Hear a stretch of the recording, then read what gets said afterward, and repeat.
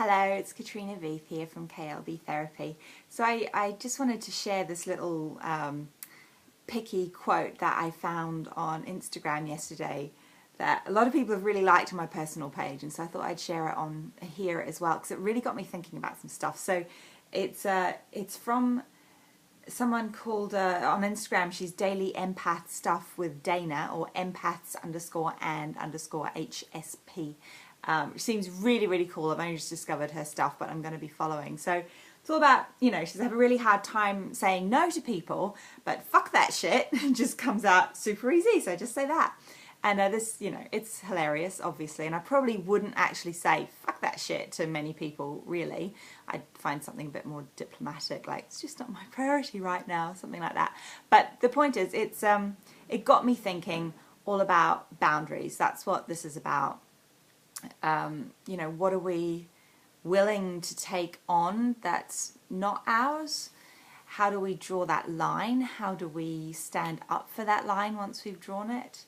The difference between our stuff and someone else's stuff, and how not to get all mixed up in someone else's stuff, because really we have no business in someone else's stuff. Our only business is our own stuff.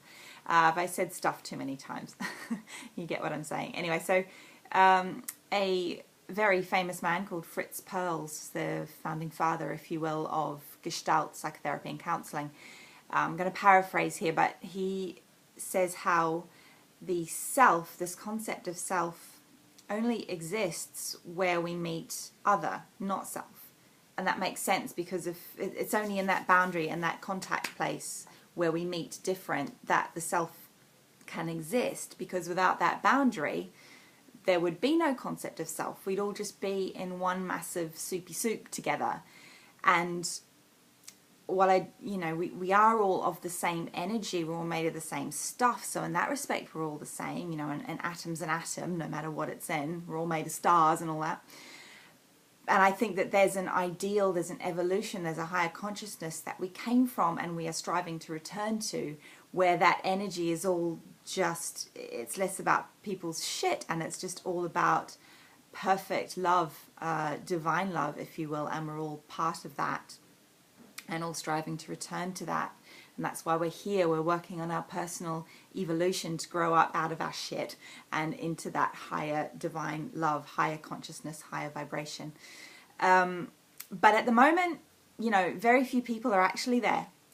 We're all here on this world with our nonsense, our worries, our hassles, our memories, our personal hiccups and foibles and all this karmic load that we are here to work through to help us rise up, to grow up, not just physically, energetically grow up through the layers and reach a higher level.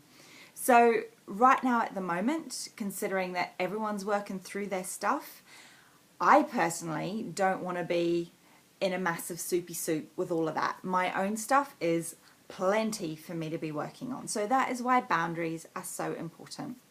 And it doesn't mean cutting oneself off from other people. We can be with somebody who's in their stuff and supportive without making it our stuff, without taking it on. So that's why we need this boundary. And it's like the energetic mirror of our body's immune system. When our body knows if you've got a healthy functioning immune system, our body knows perfectly well what is us and what's not us. And when something kicks up that's not us, the body goes, oh, fuck that shit, in an ideal situation. And it works to get rid of it. But a lot of us, in our daily stuff, we don't we're not quite so aware of what's ours and what's not ours energetically, emotionally. And it's so easy to get caught up, and that stuff can weigh us down and bring us down. And this, for me, is part of the thing I've been banging on a lot about lately, grounding energy. Now, Caroline Myss, it's written Caroline Myss, M-Y-S-S, but my teacher taught me recently it's pronounced Caroline Myss in her book, The Anatomy of Spirit. She says that the grounding energy, or the root chakra, which is in the base of the tailbone, is where the energetic center for that is in the body. It also has an external placement. Just like it's at the other end, the crown chakra is above your head, and that's your connection to divine energy. So the root chakra, this grounding quality, has also a base or a connection to, well, to the earth, and externally also to our tribe, our culture, our belief systems that we came from. And interestingly, this energetic center is maturing in the first 7 or so, give or take, years of life, when that's also when our immune system is developing. Interesting, huh? So we have this external connection, but and that's what a baby needs in its first years too, just that family, that stability. But part of growing up energetically is releasing any of those external attachments and belief systems that don't actually serve us and make us healthy now. That's growing up into our own sense of self and making decisions on what's important to us. This takes practice, just like your immune system doesn't just magically happen like that. It is something that builds up over years. So the practice of growing into our own truths and our own beliefs takes time, and learning to feel the difference between what's our stuff and what's someone else's stuff, and setting an energetic boundary also takes time and takes practice.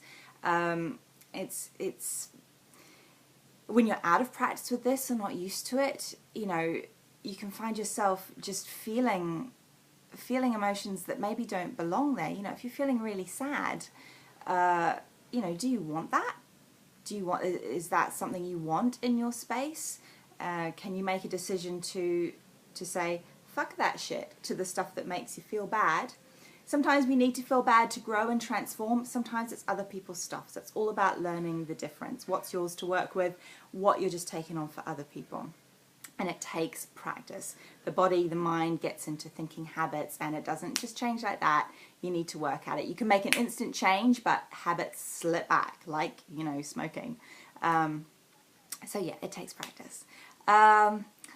So that's what I just wanted to talk about today, and to have people think about, are these parallels between your energetic boundaries, your immune system, this quality of groundedness, and this responsibility to grow up and through in this life. And that's why I've, quick plug, the Rebalance Yourself training, level 1, called Finding Home Ground, is all about working on this grounding energy with work on boundaries as well. It's super duper important.